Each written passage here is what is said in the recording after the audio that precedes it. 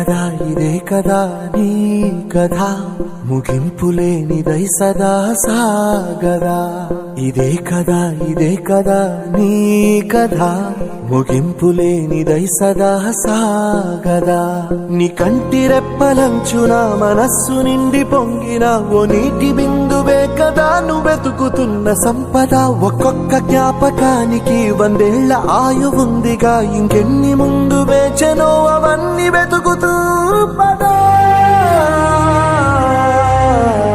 మనుష్యులందు నీ కథ మహర్షిలాగా సాగదా. మనుష్యులందు నీ కథ మహర్షిలాగా సాగదా.